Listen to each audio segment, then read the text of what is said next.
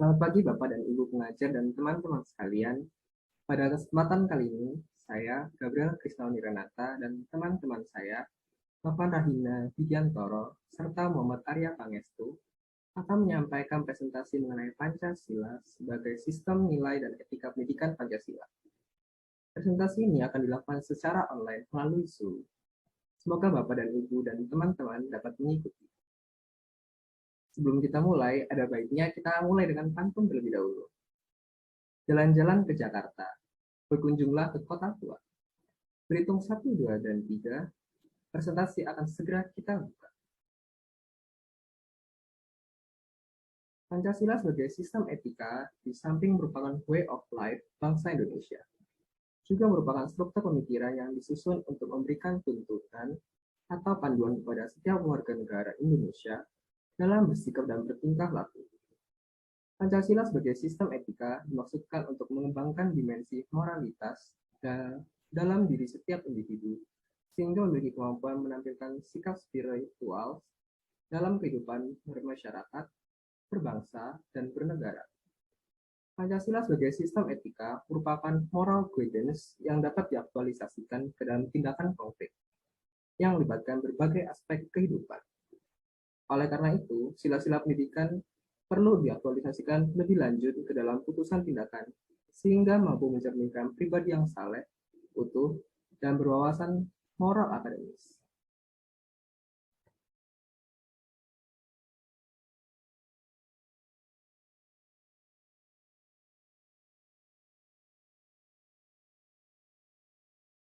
Selanjutnya kita akan masuk dalam nilai.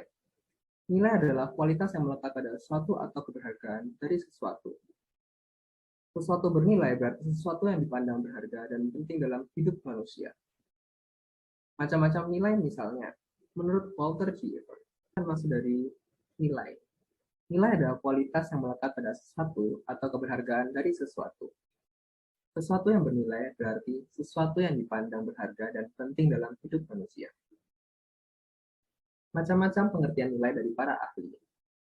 Menurut Walter G. Everett, nilai adalah nilai ekonomis, kejasmanian, hiburan, sosial, watak, estetis, intelektual, dan nilai keagamaan. Sedangkan menurut Noto Negoro, macam-macam nilai ialah nilai material yang dimaksudkan adalah unsurnya jasmani, nilai vital, dan nilai kerohanian yang meliputi nilai kebenaran, keindahan, kebaikan atau moral, dan nilai religius atau keagamaan. Nilai masih bersifat abstrak, sehingga perlu dijabarkan ke dalam norma-norma.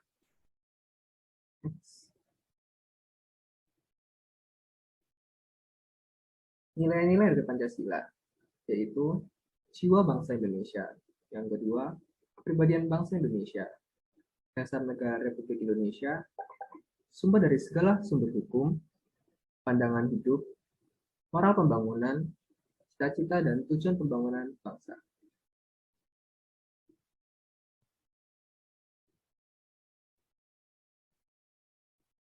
Selanjutnya kita akan masuk dalam makna. Makna dari Pancasila, sedang dari lambang perisai dan bintang, yaitu tidak mengenal adanya ateis.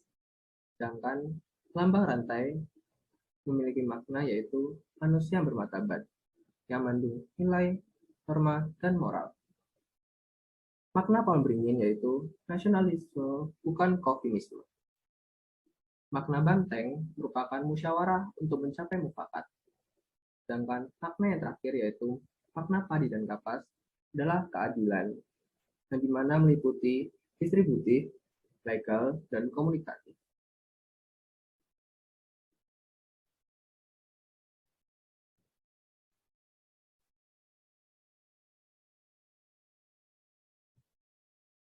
Menelusuri konsep dan urgensi Pancasila menurut sistem etika. Awal mulanya, secara bahasa, etika berasal dari kata Yunani, dari bahasa Yunani yaitu ethos, yang artinya tempat tinggal biasa. Secara etimologis, etika berarti ilmu tentang segala sesuatu yang biasa dilakukan atau ilmu tentang adat kebiasaan. Pada umumnya, etika dimengerti sebagai pemikiran filosofis mengenai segala sesuatu yang dianggap baik atau buruk dalam perilaku manusia. Etika selalu terikat dengan masalah nilai sehingga perbincangan tentang etika pada umumnya membicarakan tentang masalah nilai, baik itu buruk maupun buruk, baik itu baik ataupun buruk. Nilai sebagai standar fundamental diterapkan seseorang dalam pergaulannya dengan orang lain, sehingga suatu perbuatan dapat dikategorikan etis atau tidak.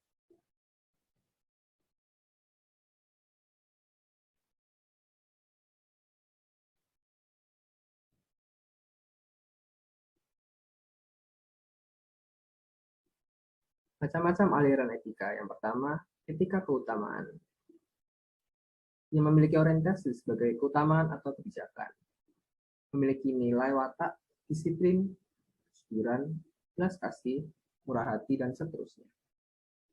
Yaitu moralitas yang didasarkan pada agama kebanyakan menganut etika keutamaan.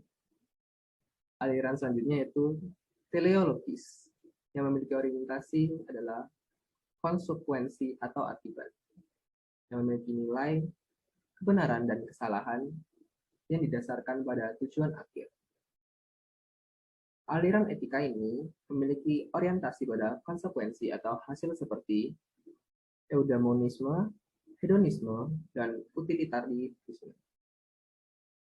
Aliran yang terakhir adalah deontologis, memiliki orientasi kewajiban dan keharusan, memiliki watak nilai yaitu kelayakan, kepatutan, dan kepantasan. Aliran deontologis memiliki pandangan etika yang mementingkan kewajiban, seperti halnya pemikiran Immanuel Kant, yang terkenal dengan sikap imperatif kategoris. Perbuatan baik dilakukan tanpa pamrih.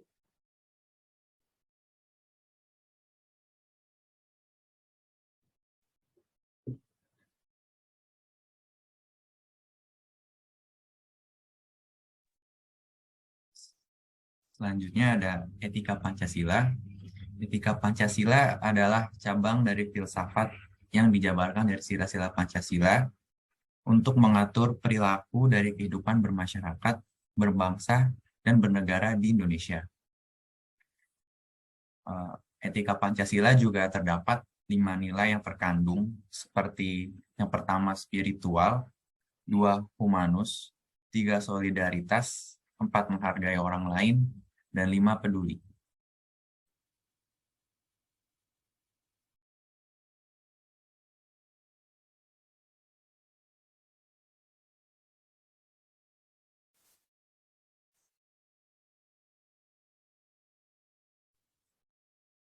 Selanjutnya ada urgensi Pancasila sebagai sistem etika.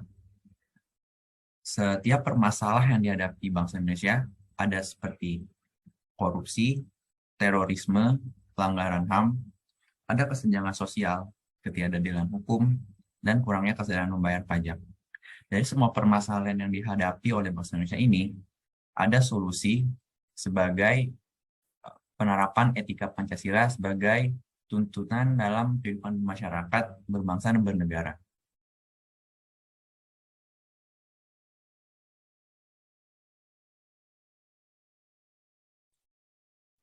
Selanjutnya, alasan munculnya Pancasila sebagai sistem etika yaitu diawali dari dekadensi moral, lalu naik ke korupsi yang merajalela, lalu kurangnya kontribusi dalam pembangunan, terhadap pelanggaran hak-hak asasi manusia, dan juga kerusakan lingkungan.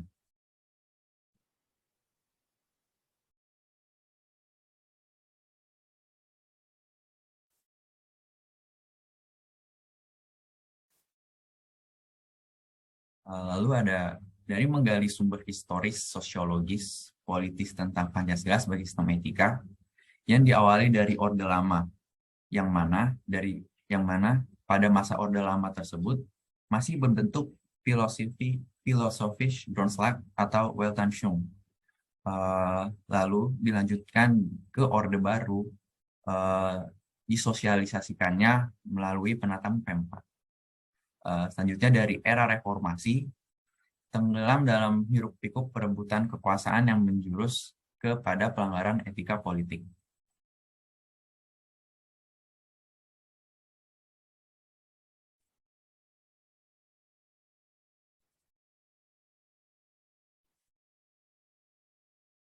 Lalu ada dua sumber juga dari etika Pancasila, yaitu dilihat dari mutiara kearifan lokal yang berkembang di Indonesia. Contohnya yaitu seperti orang Minangkabau dalam musyawarah memakai prinsip bulat air oleh pembuluh, bulat kata oleh mufakat, yang mana artinya kesepakatan yang dicapai melalui musyawarah dan mufakat. Lalu ada dari sumber politis, yaitu bisa dilihat dari hubungan dimensi etika politik, yang mana dari etika politik dapat menjalar ke aksi, sarana, dan tujuannya.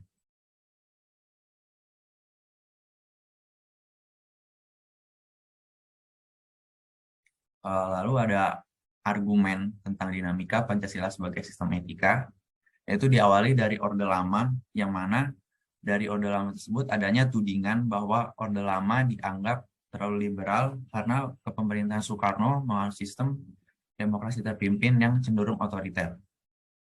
Selanjutnya di Orde Baru, yaitu munculnya konsep manusia Indonesia seutuhnya sebagai cerminan manusia yang berperilaku dan berakhlak mulia sesuai dengan nilai-nilai Pancasila. Yang terakhir dari era reformasi, yaitu tenggelam dalam eufori demokrasi. Yang mana namun seiring dengan perjalanan waktu dapat disadari bahwa demokrasi tanpa dilandasi dari sistem etika politik akan menjurus kepada penyalahgunaan kekuasaan.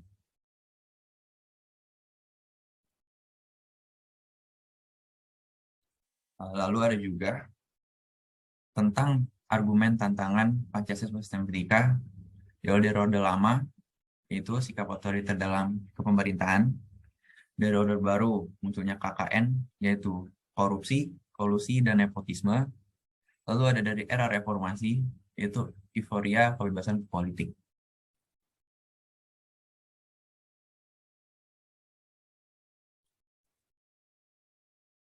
Selanjutnya ada esensi sebagai Pancasila sebagai sistem etika, yaitu dari sila pertama, esensinya adalah keyakinan bangsa Indonesia bahwa Tuhan sebagai penjamin prinsip-prinsip moral.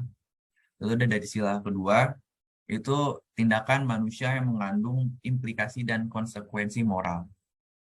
Lalu ada sila ketiga, yaitu mementingkan masalah bangsa di atas kepentingan individu atau kelompok. Yang keempat ada prinsip musyawarah untuk mufakat, dan yang terakhir sila kelima adalah menonjolkan keutamaan atau virtue ethics yang terkandung dalam nilai keadilan.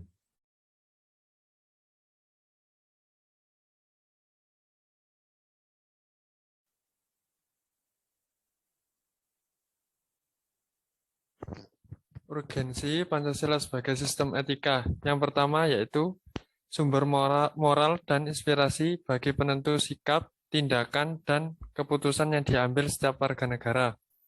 Yang kedua yaitu memberikan guidance bagi setiap warga negara, sehingga memiliki orientasi yang jelas dalam tata pergaulan baik lokal, nasional, regional, maupun internasional. Yang ketiga yaitu menjadi dasar analisis bagi berbagai kebijakan yang dibuat oleh penyelenggara negara. Fungsi ini yaitu untuk memfilter atau menjaring aksi pluralitas. Selanjutnya,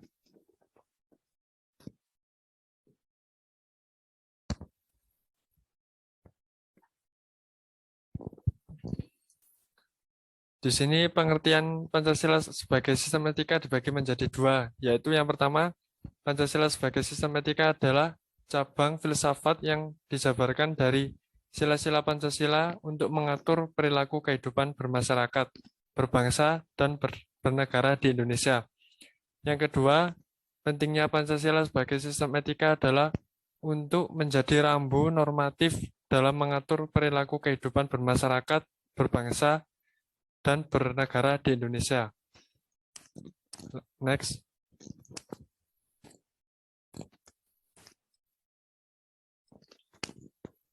Etika politik Pancasila. Etika politik adalah legitimasi etis kekuasaan, di mana legitimasi kekuasaan meliputi yang pertama yaitu legitimasi etis, yaitu sesuai prinsip-prinsip moral.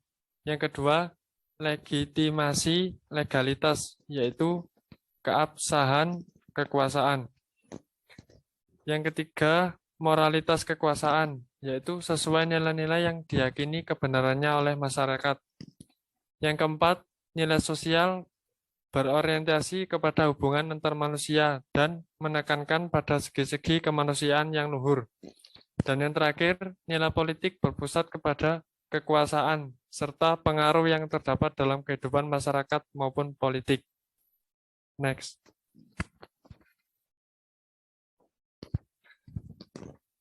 Contoh kasus-kasus mengenai Pancasila sebagai sistem etika, yaitu studi kasus, yaitu kita mengambil korupsi, perundungan, terorisme, dan masih banyak lagi. Contoh permasalahan atau kasus yang masih banyak menjadi perhatian yaitu kasus korupsi. Sampai saat ini masih belum mampu memberantas tuntas kasus korupsi di negara kita. Bahkan kasus korupsi sudah dianggap sebagai hal biasa.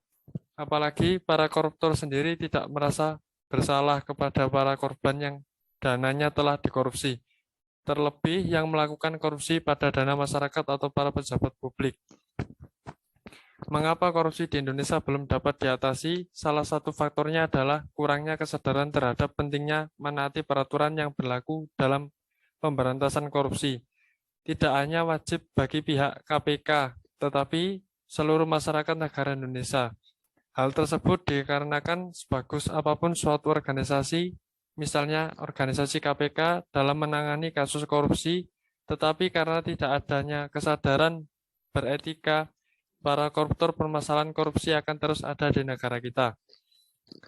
Selain belum bisa mengatasi kasus korupsi di Indonesia, yang lebih membuat masyarakat kecewa yaitu sistem hukum atau keputusan hukum bagi para koruptor yang dinilai tidak sesuai dengan apa yang telah dikorupsi. Bahkan ada kasus kecil yang lebih berat hukumannya daripada kasus korupsi. Hal tersebut dikarenakan masih ada oknum yang memberikan keputusan karena adanya uang dari para koruptor. Meskipun kita tidak bisa juga menyalahkan profesi seseorang, karena hal-hal yang dilakukan oleh oknum tertentu, di mana para oknum tersebut menghalalkan segala cara untuk dapat mencapai tujuannya, sehingga citra hukum di Indonesia seperti tumpul ke atas dan runcing ke bawah, di mana seseorang yang memiliki harta atau kekuasaan sehingga mereka lebih kebal terhadap hukum. Meskipun hal tersebut tidak banyak dilakukan karena kita yakin masih banyak masyarakat yang menjunjung tinggi sifat jujur. Next.